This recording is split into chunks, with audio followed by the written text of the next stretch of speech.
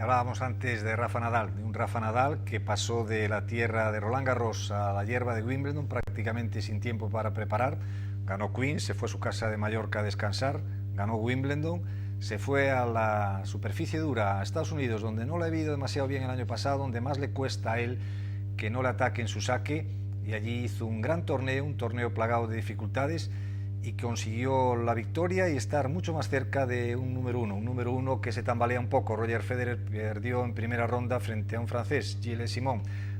Estamos viendo la pista central del Open de Toronto, en la Universidad de York, como les decíamos, donde Rafa Nadal tuvo que superar dificultades de partidos como contra Richard Gasquet, que perdió el primer set para luego dominarle 6-2, 6-1, y frente a Andy Murray, que había ganado a Djokovic. El escocés jugó un partido extraordinario frente a Rafa, sobre todo en el primer set, que se decidió en el tiebreak, pero después el Manacorí impuso su ley.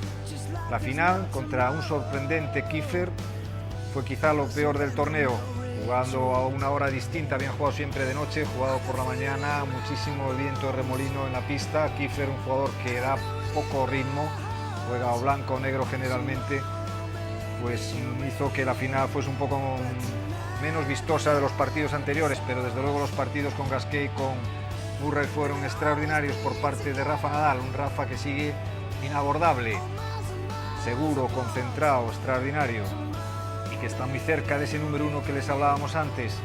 Ahora van a Cincinnati, había pensado la posibilidad de descansar para preparar Pekín, pero la derrota de Roger Federer y su victoria hacen que probablemente esté a tiro el número uno en Cincinnati.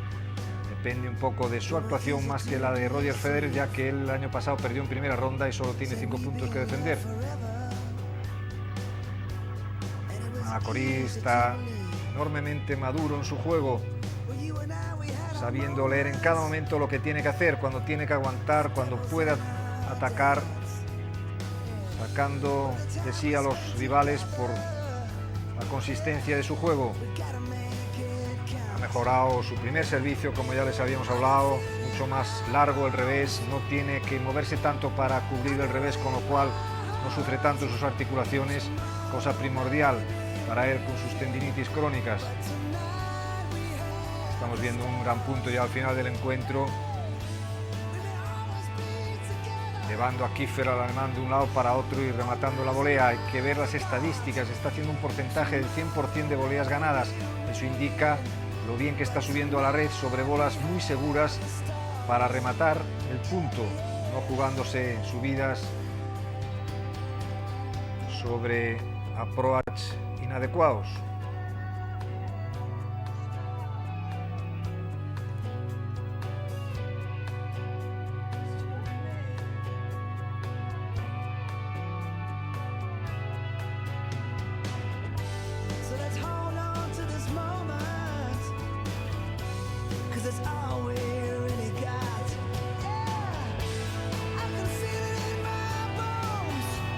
Van a ver ustedes en la repetición de estas imágenes la tensión acumulada a lo largo de todo el torneo, cómo Rafa la suelta al acabar.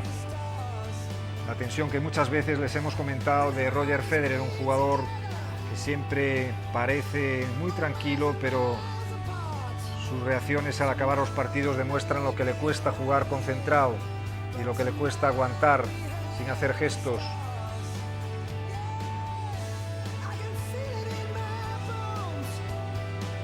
Estamos viendo la repetición del último punto, como Rafa va trabajando muy bien a Nicolas Kiefer, desbordándolo de lado a lado hasta que el alemán se defiende con un globo muy largo.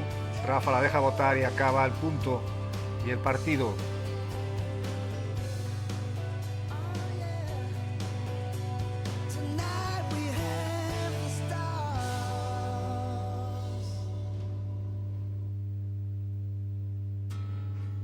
Coordinación perfecta la del Manacorí, que día a día va perfeccionando su juego.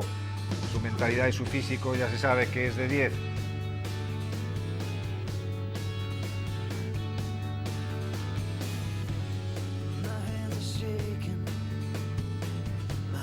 La importancia de los ajustes, la importancia de darle en el momento preciso, de la forma precisa.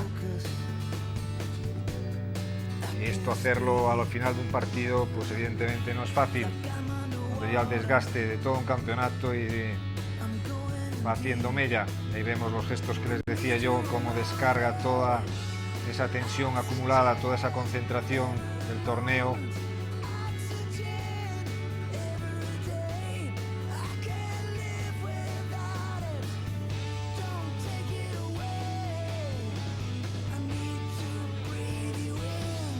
Parece fácil, pero lo que está consiguiendo Rafa Nadal es realmente impresionante. Ahí su novia, su tío, su fisio, todo su banquillo, su novia que viaja en verano.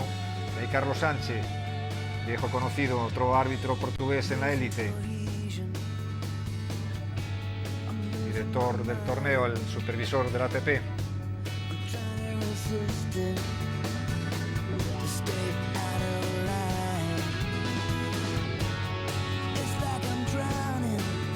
Les hablábamos al principio del programa de la buenísima salud que goza el deporte español y también hay que decir de la buena salud que goza el deporte vigués, con la última alegría que nos ha dado David Gómez con esa mínima para clasificarse para ir a los Juegos de Pekín, mínima que ha sido refrendada hoy en la lista de 53 atletas que ha dado la Federación Española de Atletismo. Tendremos a David Gómez y a su entrenador aquí dentro de unos momentos, pero antes vamos a nuestro primer corte publicitario al que vamos a ir con la música, de, igual que la semana pasada, de Vox, el jefe.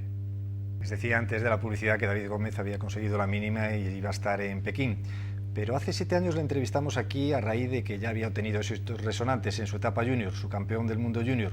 En junio de 2001 lo entrevistamos a él y su entrenador y hacemos la presentación de la siguiente forma.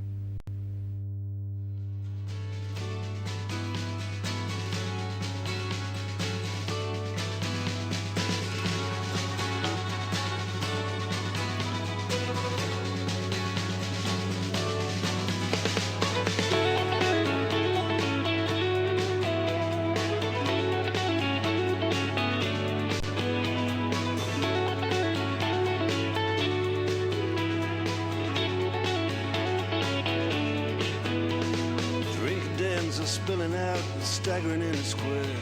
There's lads and lasses falling about and a crackling in the air. Then around the dungeon doors, the shelters and the queues. Everybody's looking for somebody's arms to fall into. That's what it is. That's what it is now.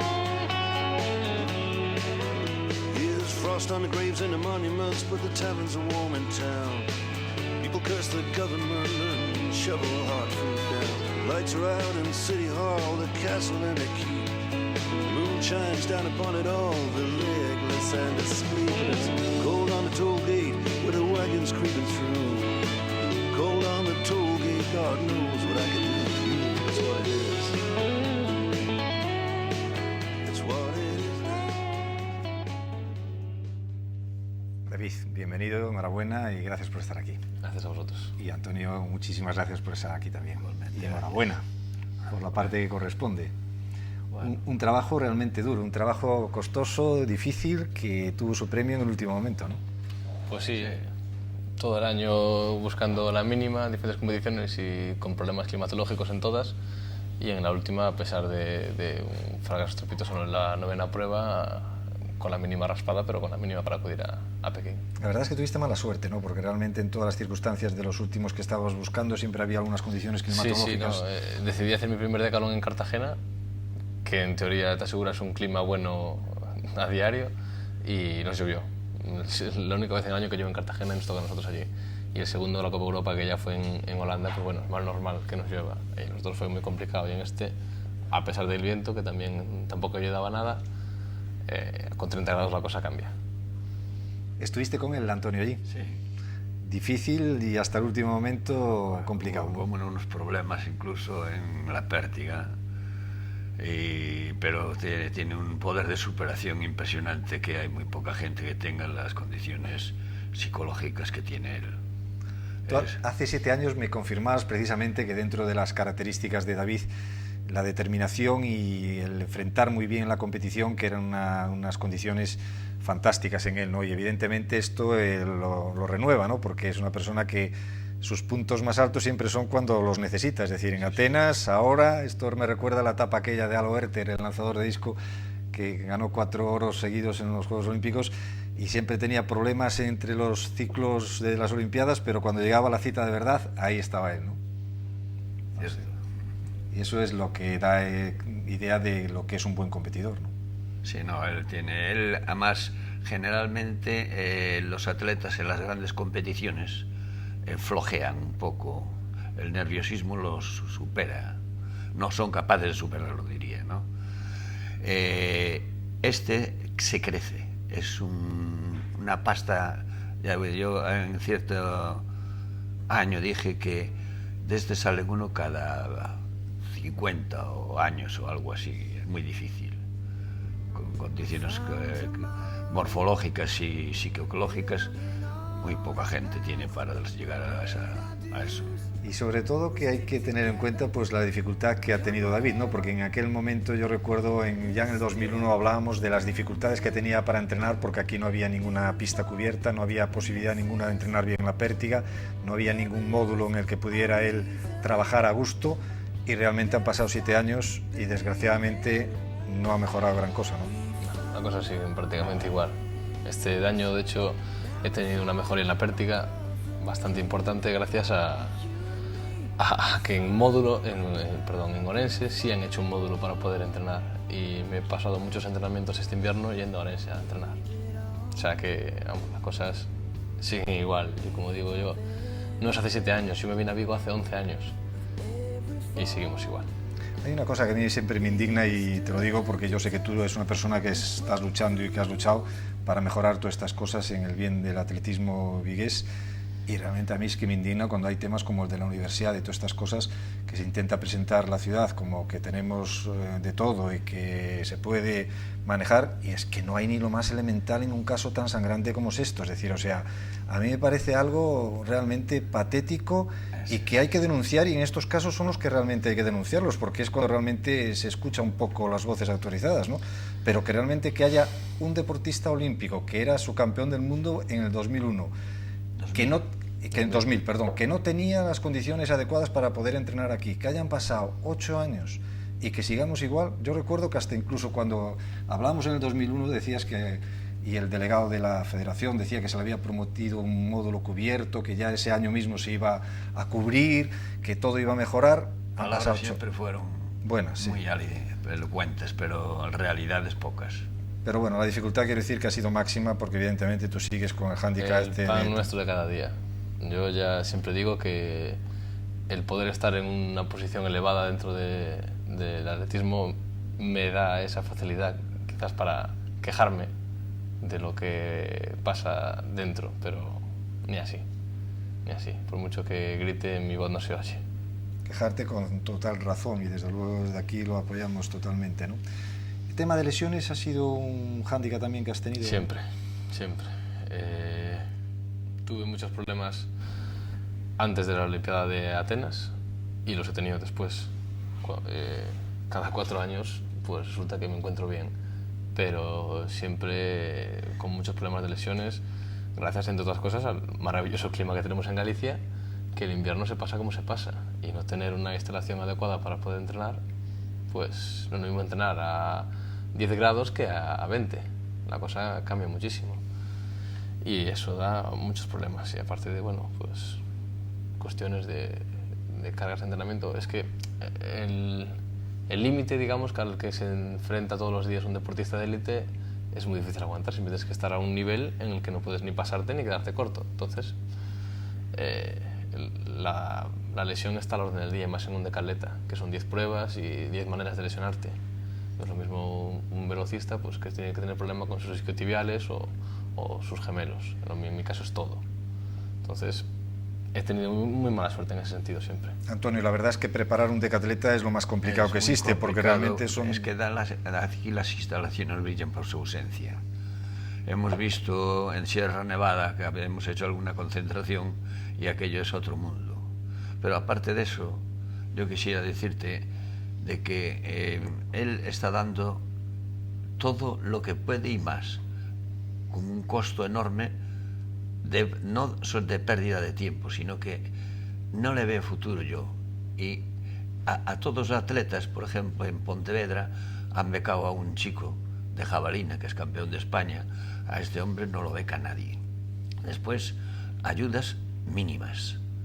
Y necesita una sobrealimentación, unos cuidados de fisioterapeuta y médicos y todo, y no los hay. No los hay. Y entonces, a mí lo que me preocupa más que nada es el futuro de él. En Italia, a los atletas, pues o de la policía o militares. Aquí yo no encuentro por qué un ayuntamiento como el de Vigo, por ejemplo, este muchacho sería un bombero extraordinario, mejor que ninguno, por las facultades que tiene.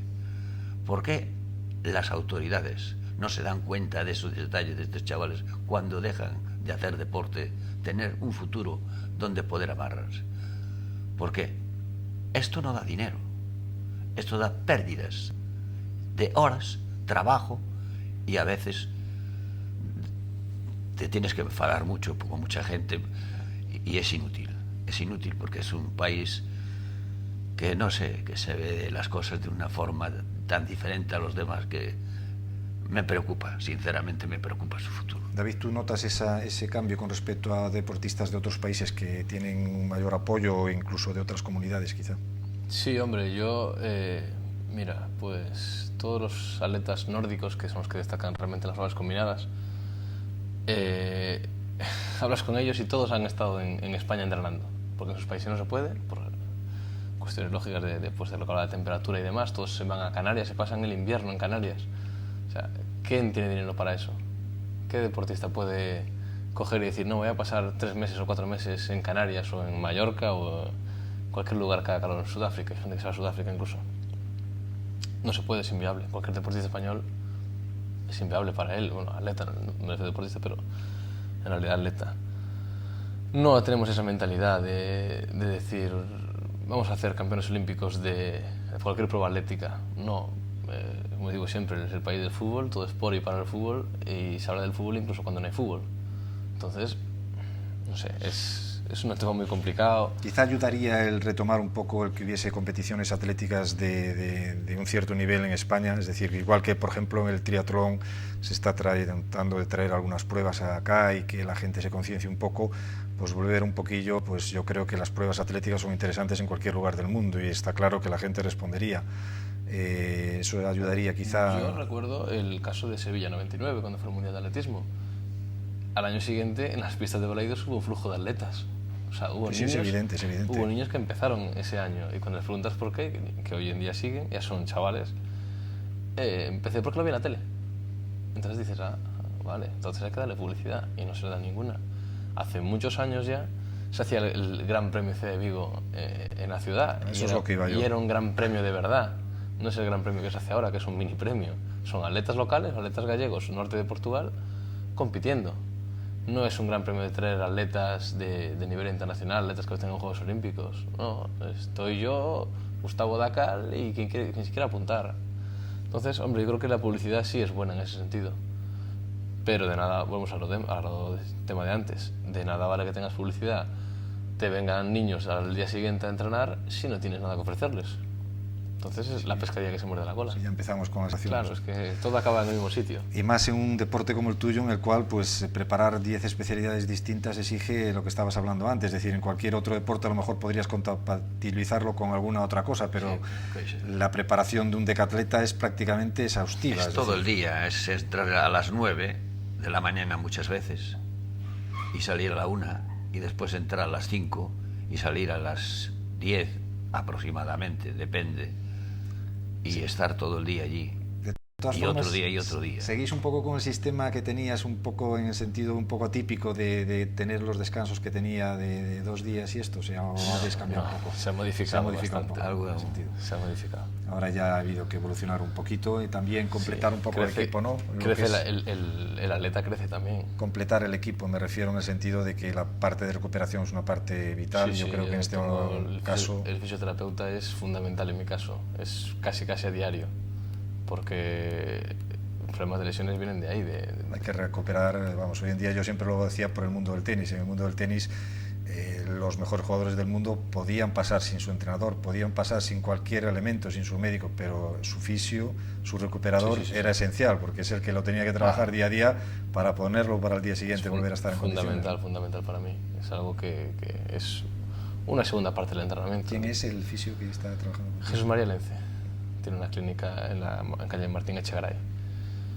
Yo llevo ya años, de hecho, trabajando con él y siempre se lo he agradecido mucho porque da resultados y es fundamental para el día siguiente estar funcionando otra vez en la pista. Sin eso no se puede trabajar. Y también hay un buen complemento en el hijo de Antonio, que es un especialista en pértiga, ¿no? Sí, fue campeón y también fue internacional en Decathlon, en Hungría, en Budapest. Y es un colaborador extraordinario. O sea, se está haciendo algo, pero es que el problema, sigo diciendo, las instalaciones. Se puede hacer. Podría ser un hombre ya de hace tiempo de 8.000 y pico de puntos. No estamos hablando en quimeras, sino realidades. Pero no hay posibilidades con el material que hay. Es que cualquiera que venga de fuera se echa a reír. Dice, ¿cómo es posible que puedan hacer algo de esto?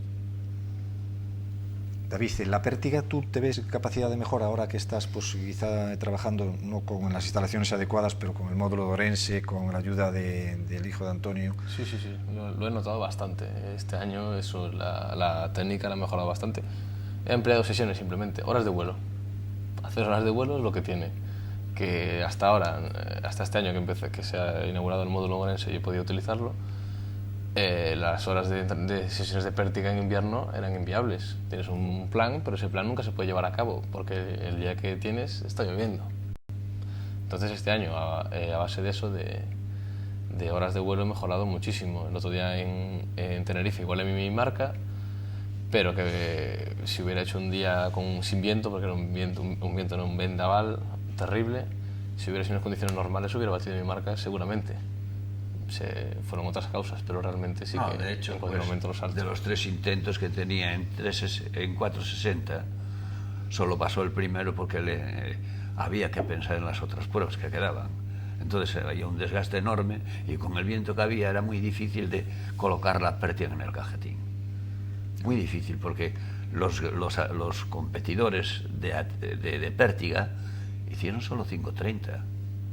A mí me maravilla, independientemente ya de la pértiga, lo que es el hecho de aguantar 2 días, 10 pruebas mentalmente. Es decir, o sea, el desgaste tiene que ser absolutamente tremendo, ¿no? Porque tienes que competir en 5 especialidades cada uno de los días, ver siempre cómo vas en cada una de ellas para esperar la siguiente, ver cómo van los rivales, aprovechar los ratos de recuperación para estar perfecto, ver lo que hay que corregir, echar las cuentas. Y luego que nunca sabes lo que dura, ¿no? Porque tú me comentabas la otra vez que en pértiga depende del nivel de los saltadores, de las alturas que se pongan. Sabéis cuándo empezáis, pero no cuándo vais a acabar. Con lo cual es un estrés tremendo. Concursos de 4 horas perfectamente. Y cansa.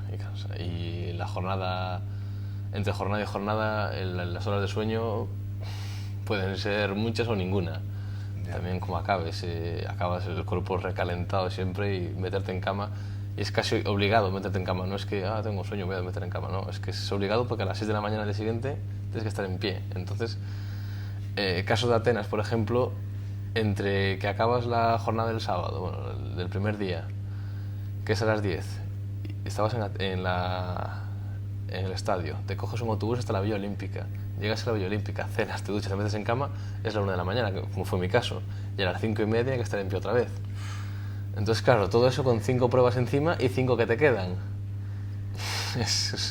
Acabas baldado, eso está clarísimo. Y así prácticamente todos los décadas. Este fue un caso extremo porque la Villa Olímpica estaba lejísimos del estadio. Pero vamos, como mucho yo creo que llega a dormir 7 horas durante un décalo. ¿Y la comunicación de un entrenador con un atleta es muy complicada dentro de las pruebas? No, al principio, cuando empiezas con un chico de estas condiciones, tienes que enseñarle una serie de especialidades que desconoce poco a poco. Es muy difícil, hay poco tiempo para hacerlo porque son 10 y no puede ser dedicarse. Pero a través de los años ya manda más bien el decatleta, es decir, sabe lo que le conviene mejor porque siente una serie de cosas que es el que tiene que realizarlas. Entonces tienes que estar un poco siempre teniendo una planificación, que sin ello es imposible. Las famosas 3 P's, ¿no? Puntualidad, perspectiva, planificación y paciencia. Me acuerdo de aquella vez que me habías comentado sobre las 3 Ds que se hablaba de deseo, dedicación, disciplina y determinación. Es que eso es básico, es básico. Sigue con las mismas pautas, ¿no? Sí. Toda la vida, ¿no? Sí. Pero es bonito eso, el tener un entrenador de siempre. A mí son los casos que más me gustan en los deportistas, el ver ese respeto de que vas creciendo con el mismo entrenador, con las mismas pautas, complementando todo lo que haya que complementar, pero realmente eso es lo que da idea, pues eso, de la media naranja que hablabais en aquel momento, de lo importante que es encontrar el complemento y luego, claro, obviamente, pues ir complementando. Son 11 años ya. 11 años. O sea que, imagínate. Vamos a ir viendo y comentando, pues con Antonio y con David, imágenes de la historia de los Juegos Olímpicos. Vamos a ir a nuestra habitual sección de los Juegos para ver decatletas de las diversas. Que David Gómez es un gran deportista, no lo puede dudar nadie, evidentemente, pero que es un deportista peculiar tampoco. Y yo, repasando pues la entrevista que le habíamos hecho hace ya algunos años, en el 2001, me comentabas de que tú desconectabas totalmente el mundo del atletismo de lo que era tu vida privada, ¿no? Tú ibas al estadio, entrenabas o competías y luego tu vida privada era tu vida privada, de tal manera que en aquel momento me decías que no tenías ídolos deportivos ni ídolos olímpicos. Sigue siendo un poco el mismo estilo de vida. Es la misma idea, no ha cambiado nada. La verdad es que eso yo creo que te favorece desde el punto de vista, ¿no?, de no darte absolutamente nada más de presión ni poder desconectar un poco, que buena falta te hará después de toda la carga de entrenamiento que tienes, ¿no? Pues sí, ¿no? Es como el que va a su trabajo, vamos. Cuando sale de su trabajo no quiere ir a su trabajo, pues esto es prácticamente lo mismo. Yo, cuando estoy en la pista soy atleta, cuando estoy fuera soy una persona normal y corriente. De hecho, ya estos días estoy un poco cansado ya del teléfono móvil, que no para de sonar constantemente. Ni me gusta hablar por teléfono móvil ni estar todo el día pasando en el atletismo, entonces ya me está un poco cansando, pero bueno, son cosas que hay que hacer. ¿Te gusta la tranquilidad del Rosal, no? Una buena tranquilidad. Sí, estar en mi casa con mi jardincito y tranquilo. Antonio, tú vives por allí también, tienes una casa allí, ¿no? Casa, sí. Se vive inmejorablemente en aquella zona, ¿no? Aquello es un sitio extraordinario. Un paraíso, ¿no? Oh, ya lo creo. Es el mejor microclima que hay en Galicia. Sí, es un microclima, es verdad, porque además hay un cambio espectacular de vegetación y de todo a poquita distancia de... Sí, hay de 3 a 4 grados en 1,5 kilómetros. Es a La Guardia, es increíble, vas en manga corta y tienes frío. Vamos a hacer, como les prometíamos a nuestros telespectadores, un recorrido por los Juegos Olímpicos. Evidentemente no podemos ir todos, pero sí hacer un repaso por gente singular en el decatlón. Empezamos por el que fue declarado el mejor deportista de los primeros 50 años, de Jim Thorpe. En 1912 en Estocolmo, un indio. Ahí vemos el rey que le entrega la condecoración, que fue desposeído de sus medallas por cobrar $25 por jugar en una liga menor de fútbol. Él se defendió y vemos cuando en 1982 le repusieron las medallas a sus hijos. Y ahí estamos viendo ya un mito en 1960, un duelo mítico entre dos atletas que habían nacido a mucha distancia, Rafter Johnson, norteamericano, y aquí estamos viendo al taiwanés, un hombre que estudiaba en la misma universidad que Rafter Johnson, íntimos amigos, pero compitieron de forma despiadada ante el público italiano y el público mundial. Yang Chuan-Kwan de Taiwán.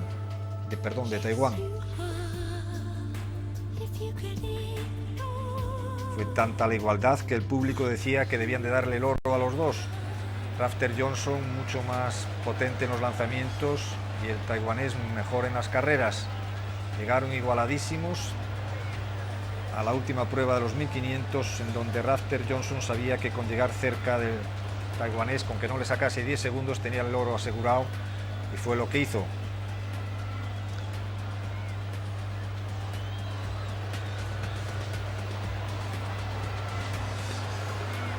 Los hombres 10, realmente los deportistas más completos, lo tienen que tener todo, no en vano, pues tienen que hacer todas las especialidades y hacerlas bien.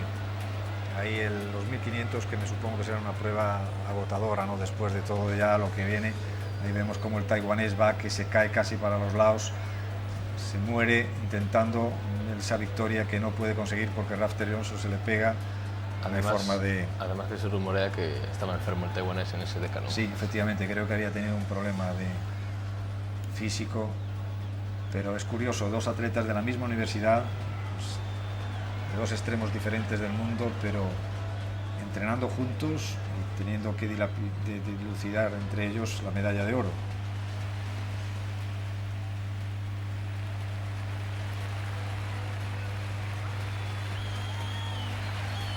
Rafter Johnson fue después comentarista de televisión, político, estaba con Bob Kennedy el día que lo asesinaron en el Hotel Ambassador de Los Ángeles en 1984 y su hija participó en las Olimpiadas de Sydney en vóley playa. Y nos vamos a 1976, a Montreal. Allí un norteamericano iba a conseguir un gran triunfo, Bruce Jenner.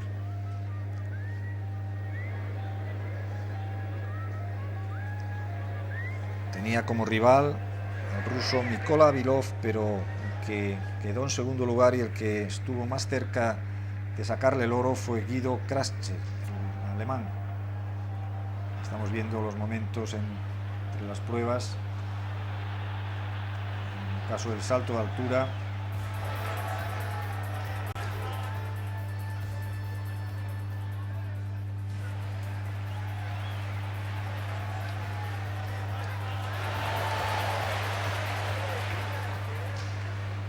fue un duelo realmente importante porque se consiguieron excelentes marcas y Bruce Jenner se fue a los 8.634 puntos.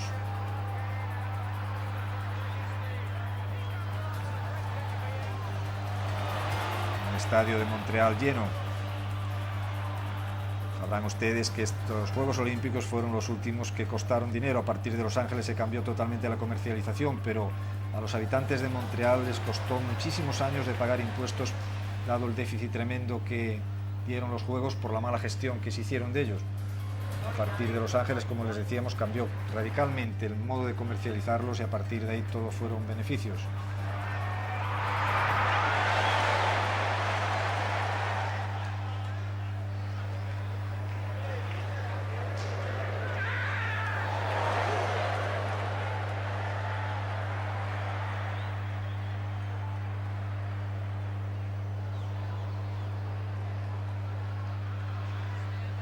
Estamos viendo a la mujer de Bruce Jenner que la animó.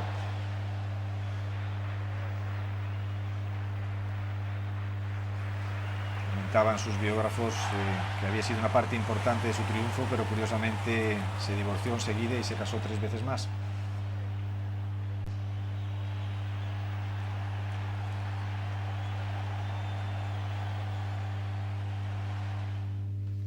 Bruce Jenner, importante. Yo ahora quería ponerles imágenes a nuestros telespectadores, pero antes comentar con vosotros, sobre todo contigo, Antonio, pues un decatleta que yo creo que marcó una época, como fue Daley Thompson, el británico, ¿no?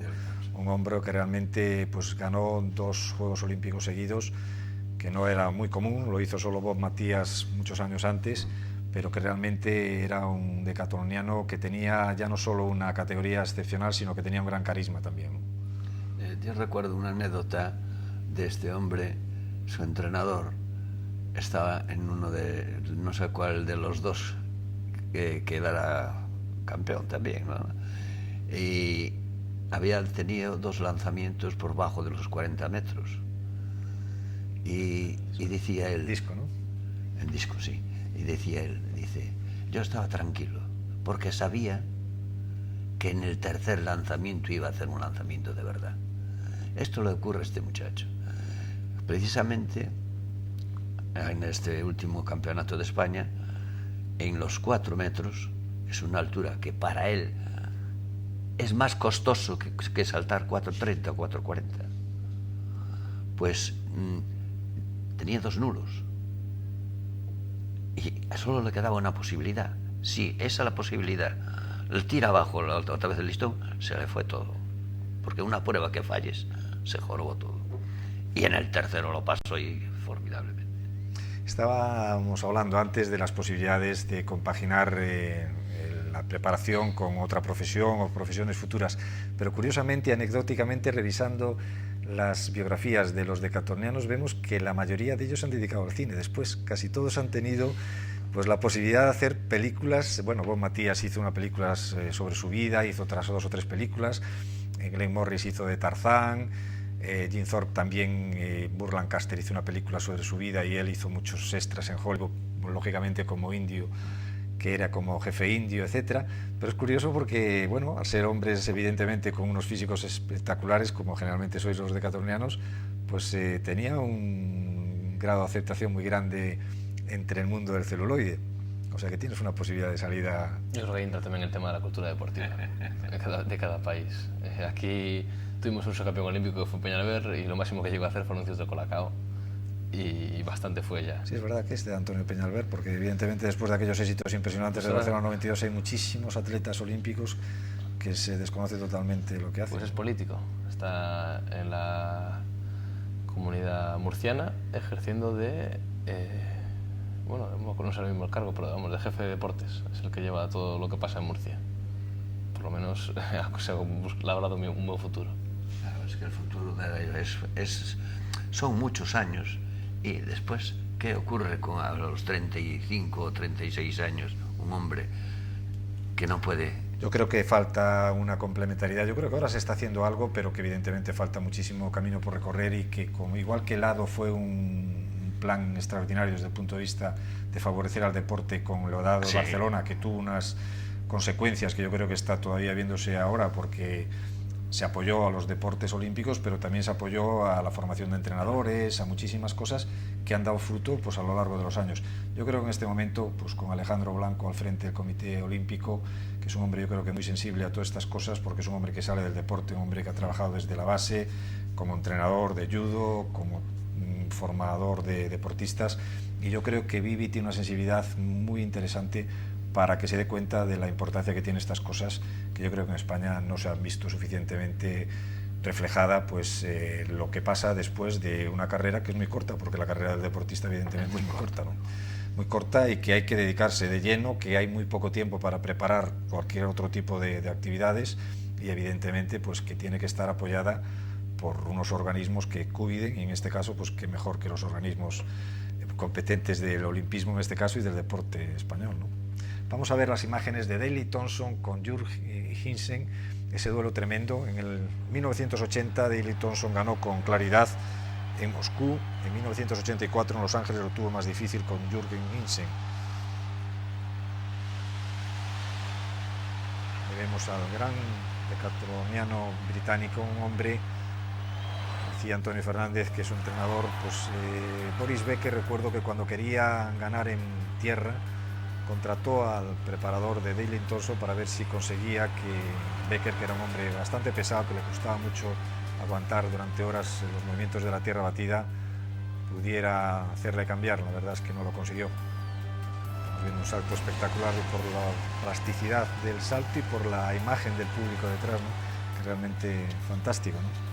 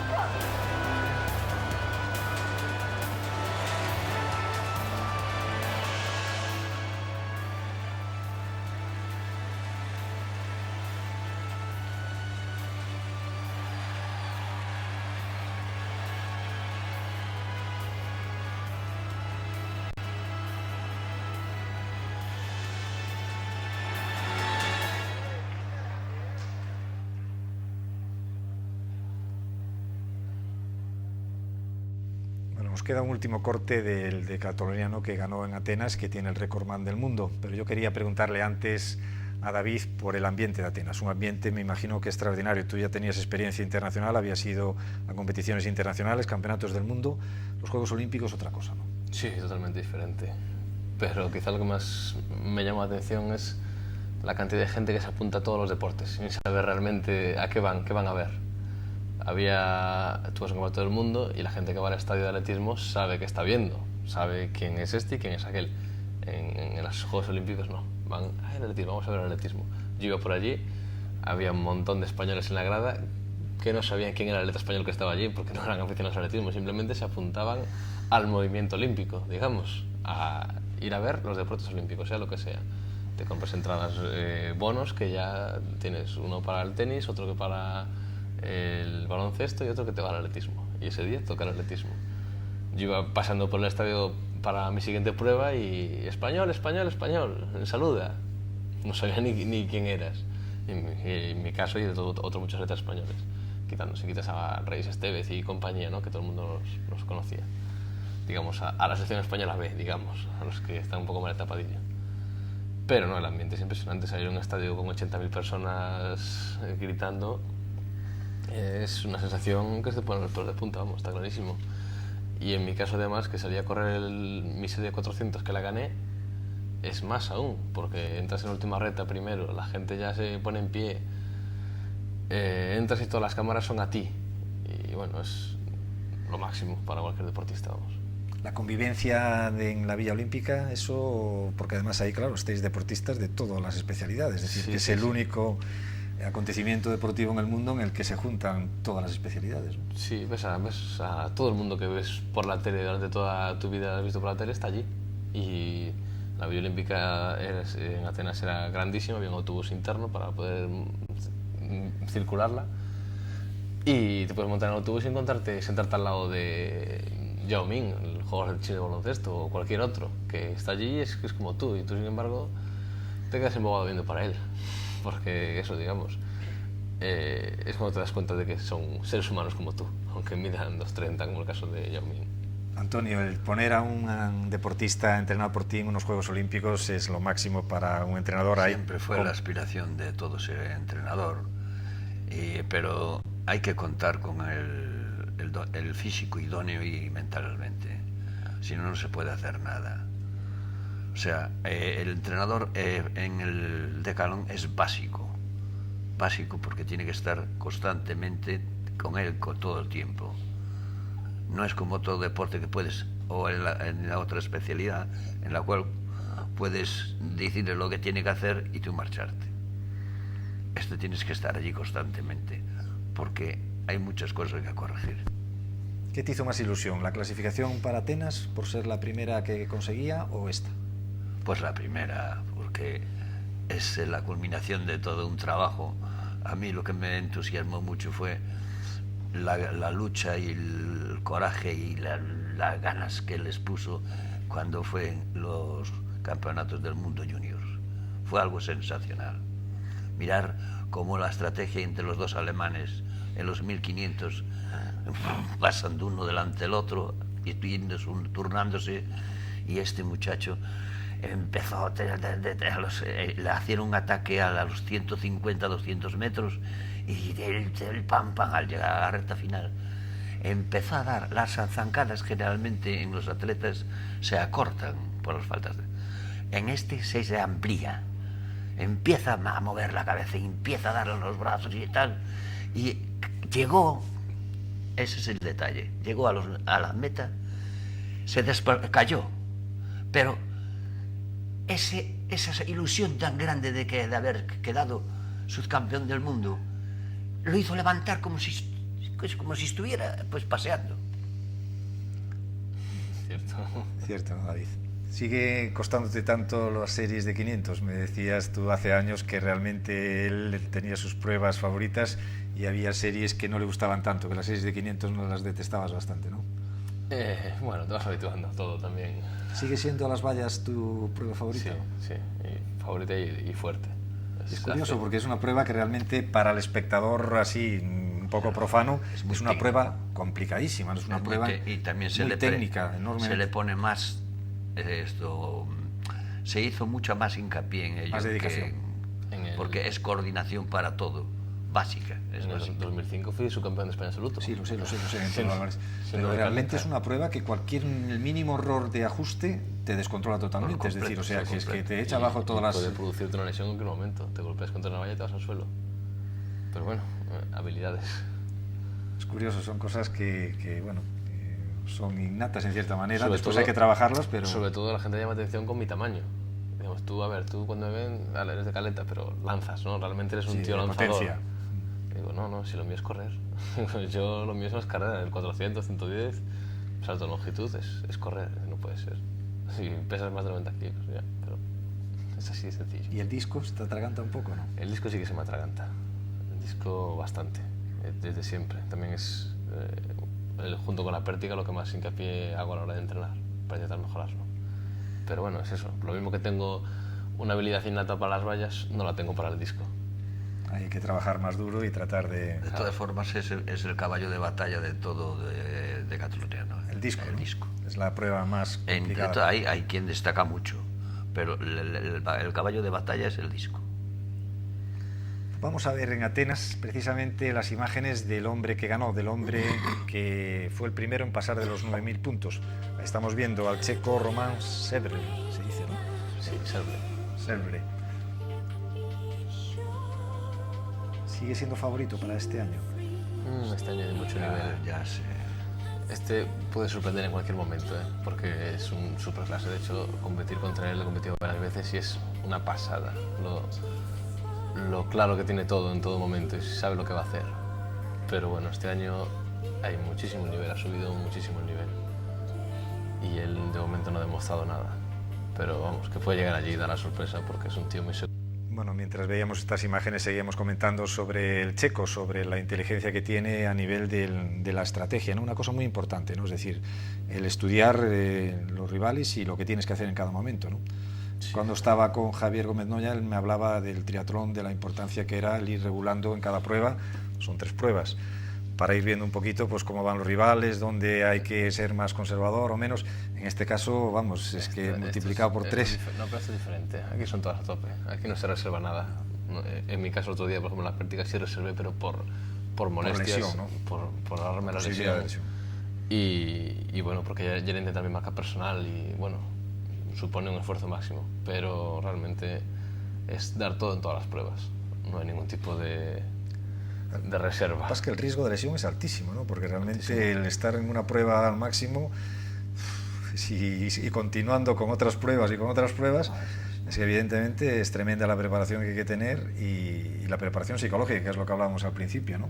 Pero a nivel vuestro, por ejemplo, o sea, en los momentos en los que estéis sin competir, cada uno se relaja de la forma que crea más conveniente, ¿no? Ves de todo, cada uno tiene su... Llegan evidentemente por otros Juegos Olímpicos. Sí, desde luego.